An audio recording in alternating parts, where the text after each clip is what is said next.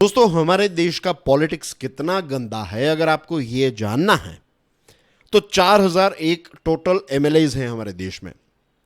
इनका एक comprehensive background check कर लीजिए, कॉम्प्रिहेंसिव तरीके से एक बैकग्राउंड चेक कर लीजिए, इनका आपको पता चल जाएगा कि हमारे देश का पॉलिटिक्स जो है वो कितना गंदा है। जैसे हमारे सपने होते हैं, हमारी एस्पिरेशंस होती हैं, वैसे हमारे देश के भी कुछ सपने हैं। हमारा देश एक ग्लोबली रिस्पेक्टेड इकोनॉमी बनना चाहता है, हमारा देश एक कल्चरल पावर बनना चाहता है, हमारा देश विश्वगुरु बनना चाहता है। लेकिन ये सारे सपने जो हैं वो कभी भी पूरे नहीं होंगे जब तक हम हमारे पॉलिटिक्स को क्लीन नहीं करेंगे, क्योंकि सारी चीजों पर पॉलिटिक्स जो होता है उसका प्रभाव होता है। इसी वजह से पॉलिटिशियंस जो है वो इतने ज्यादा पावरफुल माने जाते हैं, क्योंकि खेती बाड़ी से लेकर फाइटर जेट तक सारी चीजों के ऊपर जो रूल्स बनाए जाते हैं वो पॉलिटिशियंस के द्वारा बनाए जाते हैं। लेकिन अगर एक देश में पॉलिटिशियंस ही क्रिमिनल्स हैं तो फिर उस देश की तरक्की कितनी स्लो होगी वो हम सब समझ सकते हैं। आज की हमारी जो डिस्कशन है इसमें हम कुछ फैक्ट्स के बारे में बात करने वाले हैं, कुछ आंकड़े आपके साथ तो शेयर करने वाला हूं। एंड आई एम श्योर ये आंकड़े देखने के बाद, ये आंकड़े समझने के बाद आप एक प्रकार के शॉक में आ जाएंगे कि हमारा देश जो है, क्या ये जेन्युइनली एक डेमोक्रेटिक कंट्री है या सिर्फ नाम का डेमोक्रेटिक कंट्री है।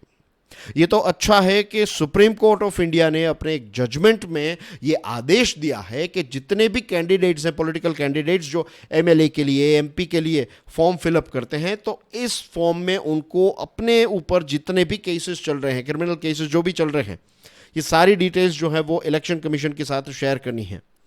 ये जजमेंट की वजह से ये सारी चीज़ें जो हैं वो हमारे सामने आ रही है। अब ये जो 4001 एमएलएज हैं उनमें से 44% 1777 पर क्रिमिनल केसेस हैं। ये एमएलएज की बात है, राइट। एमपीज की बात करें, हमारी जो करंट लोकसभा है ना, तो इसमें जितने भी हमारे मेंबर ऑफ पार्लियामेंट हैं इनमें से 43% लोग ऐसे हैं जिन पर क्रिमिनल केसेस चल रहे हैं। एमपीज की बात करें तो 2004 में ये आंकड़ा 22% था। ये आंकड़ा 2019 में डबल हो गया, right, 42%। You can imagine, nearly double हो गया।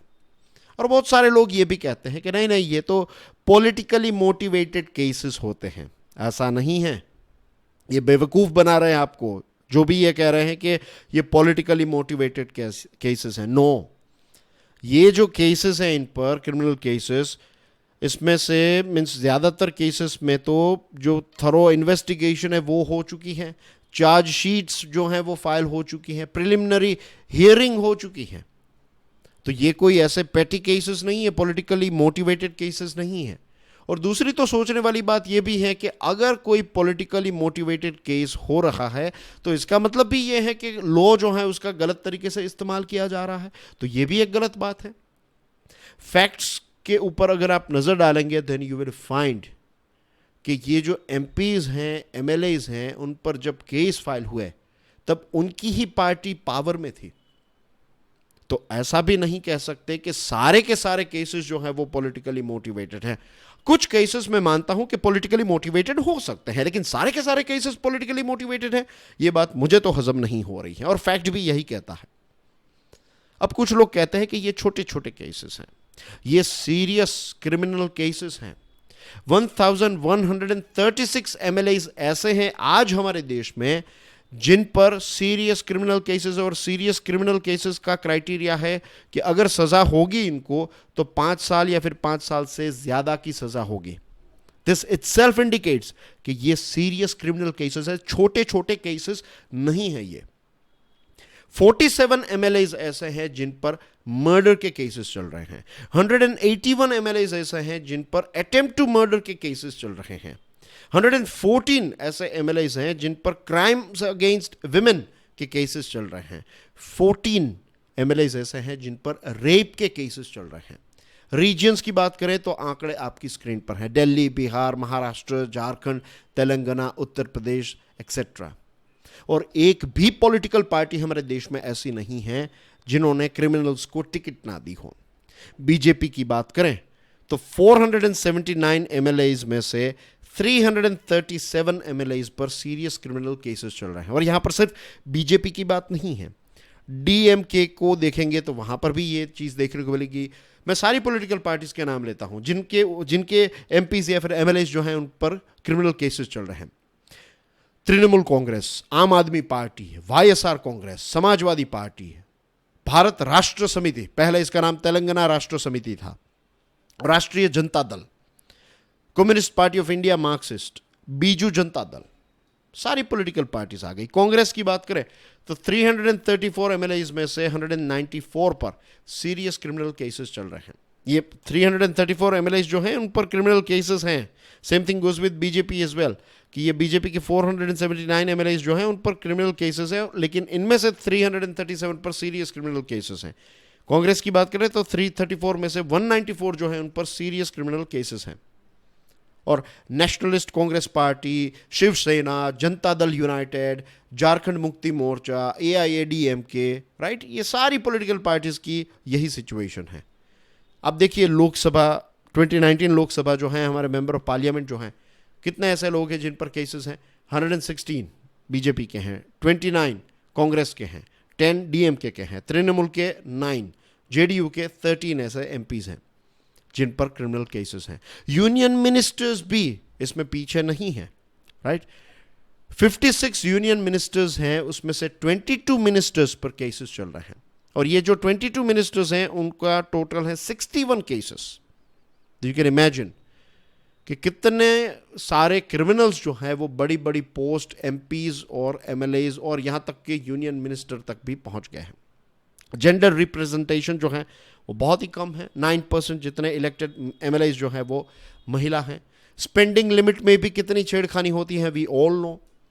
एमएलए बनने के लिए जो इलेक्शन है तो उसमें अपर लिमिट जो तय की है इलेक्शन कमीशन ने, दैट इज 40 लाख रुपीस, कि अब 40 लाख रुपए से ज्यादा जो है वो खर्च नहीं करेंगे।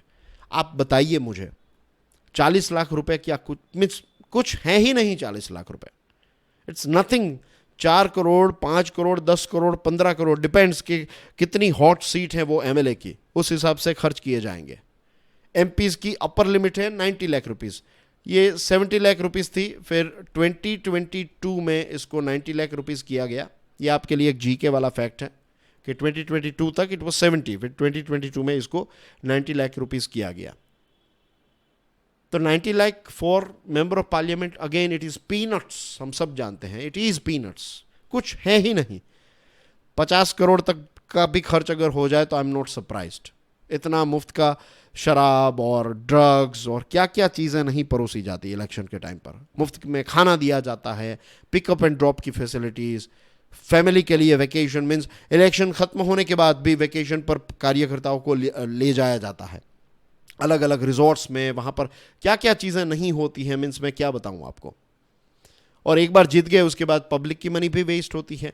फ्री में पानी दिया जाता है, इलेक्ट्रिसिटी, ट्रैवल, फूड, बहुत सारी चीज़ें ऐसी फ्रीबीज जो है वो दी जाती है।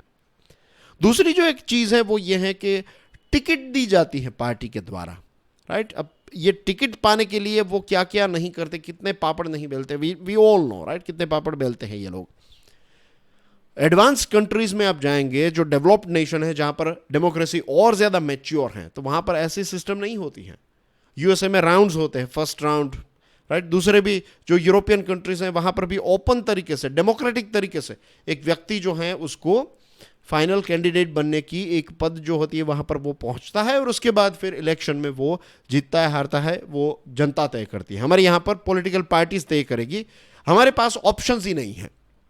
हमारे यहाँ पर पॉलिटिकल पार्टीज ही तय करेगी कि आपके पास ब्लैक, ग्रीन, येलो, ब्लू ऐसे कुछ ऑप्शंस दिए जाएंगे, इनमें से जो भी कलर पसंद आता है वो सिलेक्ट कर लीजिए, इसके अलावा ऑप्शंस नहीं है हमारे पास। तो हम तो सिर्फ फाइनली जो नाम हमारे सामने रखे जाते हैं, राइट, उनको ही वोट दे सकते हैं। लोगों के द्वारा ऐसे कैंडिडेट्स को हम इलेक्ट नहीं करते। यू नो कि ये एक बहुत बड़ा प्रश्न क्रिएट होता है कि क्या जेन्युइन डेमोक्रेसी में जी रहे हैं हम।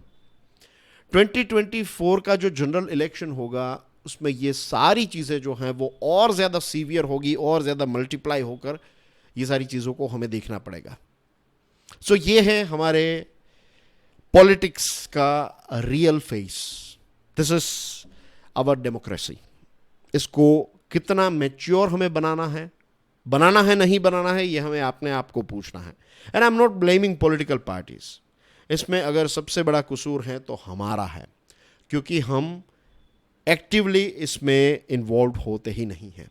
हमारी डिस्कशंस भी बड़ी बड़ी चीज़ें मीन्स जो दिखावे की चीज़ें होती हैं उससे इम्प्रेस होकर ही हम चीज़ों पर मीन्स वोट देने के लिए जाते हैं।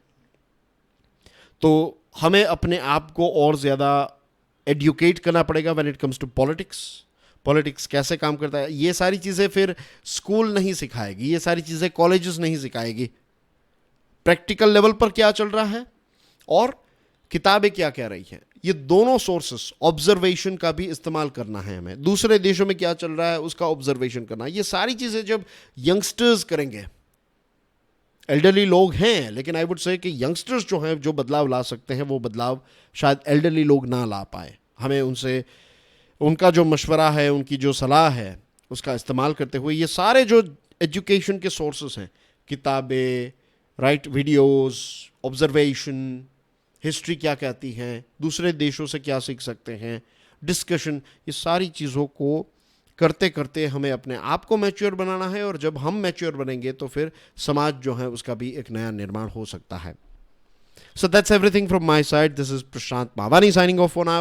I'll see you soon. You're watching Curiously Education. God bless you all. Jai Hind.